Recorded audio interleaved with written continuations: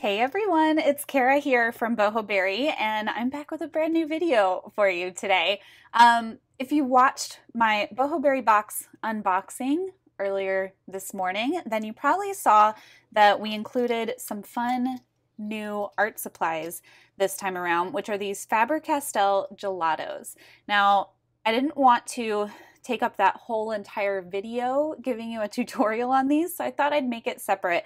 And I thought it would be fun for those of you that might already have these or are interested in these on how to use them in your bullet journal. So I have here 3 colors of gelatos. These were just the 3 that came in the box.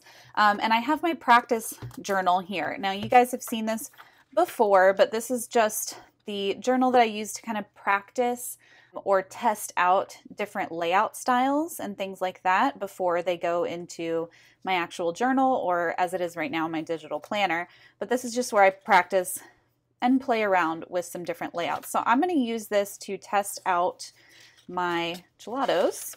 If I can get to a blank page, let's do right here. Okay. I explained this in the unboxing video, but I thought I'd explain it to you as well.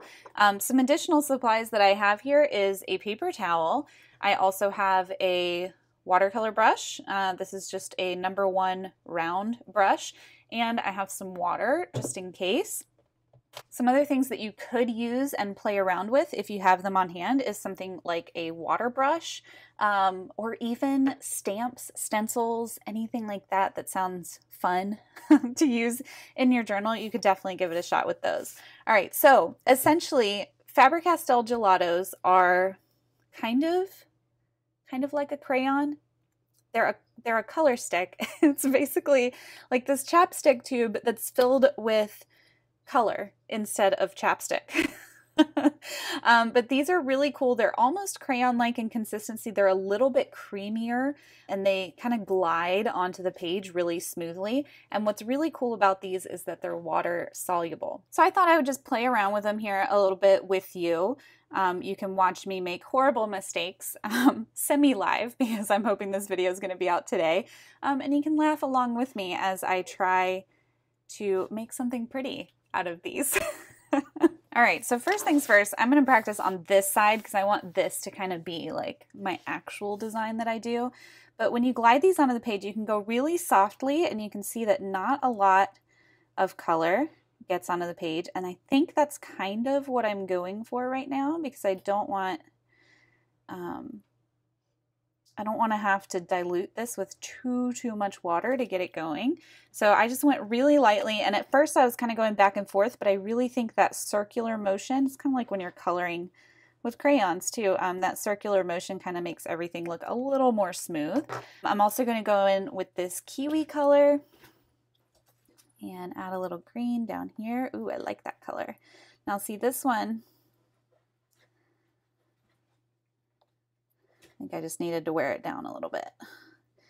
It's giving me a little more like lines than like an overall nice coat, but we're just gonna go with it. See what happens. Let's add some more over the top of that blue. All right, and last but not least, this one is a metallic mint. So this one actually has a little shimmer and a sheen to it. And let's see. Ooh, it's a lot greener than I thought it was going to be. And again, I'm just trying very hard to go super light, but I think I'm kind of varying my pressure a little bit. All right, so we've got a good little splotch there. Now I'm going to try with a few different methods. One thing you can do is just blend it with your fingers so you're not applying any water to the page at all. So you can see that kind of blends it and smooths it out, and that's really pretty. The other option is to take just a damp paper towel. So this paper towel is slightly wet, so this paper towel is completely dry right now. So I'm just going to lightly dip it into water and just make that ever so slightly damp. Because, you know, especially, ooh, that's really pretty, especially in the Leuchtturm, like this is an official bullet journal notebook. You want to be really careful with how much water you actually apply to the pages because you don't want them wrinkling and crinkling up.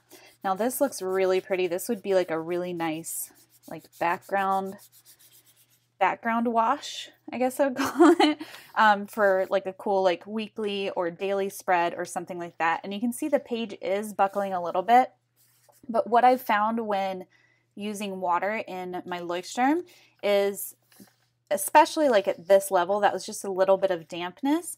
Once it dries and I close the notebook, next time I open it, it's perfectly fine. It might have like a tiny wrinkle in the page, but let's be honest, that kind of just gives some character and love to our notebooks, so why not?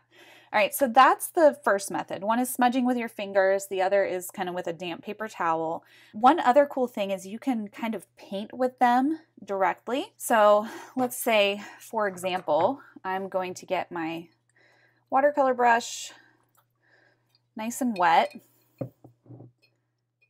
Hopefully, yeah, I was making sure I was still in frame. And then I'm actually gonna remove some of that water from it. I don't want too much water on my brush, just enough so that I can actually get some of this color onto the brush. So I'm basically taking my wet brush and picking up that color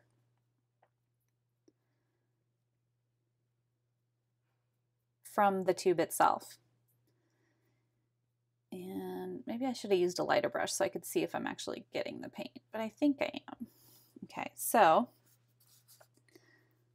oh yeah, that's really nice. So this is like another way to do it in your journal where you're not putting too much water on the page. This gives a really nice, like light watercolor kind of wash look. That's really, really pretty. I like that a lot. Okay, so that's another method.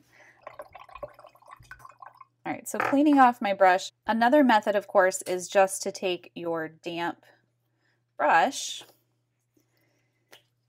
and blend it out from right here on the page. So see, I did kind of some harsher lines there, and I'm hoping that since my brush is kind of damp, yep, I'm able to really smooth that out and blend it out.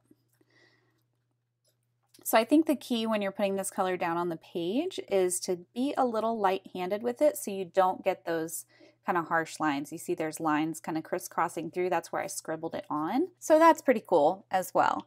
And then the other option, of course, if you have a water brush, is to do that same thing. So if you're out and about and you don't have a jar of water and your paint brushes, you can just use your water brush. You just have to be really, really careful with how much water you squeeze out of this tube as you're painting. Otherwise, you might get too much water on this page. So you can see already that this is starting to dry and it's really not super wrinkled, which is great. It's exactly what we wanted. All right, and then the last option is, sorry, this is like the biggest watercolor palette in the world. My smaller one is currently occupied and not clean. So I'm just gonna use this little corner here and show you that you can actually, let's see if I can get all of this in frame. I'm gonna do this little corner here. You can actually kind of color into your palette. Kind of have to push down hard to make sure you get enough color down in there, and you'll see sometimes it kind of flakes off a little bit, and that's okay. Get that there. And let's do this one as well. All right. And what's cool here is you can actually mix in some water and use these just like you would watercolors. So let me get that a little more saturated, break up those chunks. A little water on that guy, a little water on that guy. And honestly, I probably put too much water in these, but here's my plan. Here's what I'm planning on doing. I'm also gonna grab a paper towel, I'm gonna just grab like the dry corner over here, and I'm gonna kind of pick up that green, and I can almost use that as like a really light color wash, and you can barely see it, but I think it's so pretty. So if you want to add just a little bit of color, I'm just gonna mix all these because I'm feeling crazy. You can kind of mix all those and do a really super light color wash. And then some other options that I actually don't have on hand is doing kind of that same technique in your palette or a ceramic dish or whatever you have on hand, but grabbing it with like a makeup sponge or something like that and dabbing it on. You could dab those on over the top of stencils to give a really cool pattern effect. There's just so much that you can do with these. And what's great too is that you can still write over this afterwards, as long as you don't leave it thick and waxy. If you leave it waxy, it's going to be harder to write over it. But as long as you use like one of these really soft blend, like watercolory methods, you're going to have no problem writing over it when you're done. All right, y'all. I hope you enjoyed that quick little tutorial. Just some ideas on how you can use the Faber-Castell Gelatos in your bullet journal pages, because I know a lot of the tutorials that I've seen out there have been for like cardstock, like card decorating and art journaling and things like that, and they usually have like way heavier duty pages. So I thought it might be fun to show you a way to do it just on regular paper and with minimal water. All right, y'all, I hope you have a great and wonderful rest of your day. I just wanted to let y'all know I do have some more videos coming out this week, which I'm super excited about. I am going to be sharing a brand new notebook that I've been using. Yes, a physical, actual notebook, not my iPad, to plan something very special that's coming up for me. And then I'm also going to be showing you some digital stuff. So there's going to be goodies for everybody on this channel this week, and I cannot wait. I hope you have a great rest of your Tuesday, and I will see you soon. Bye.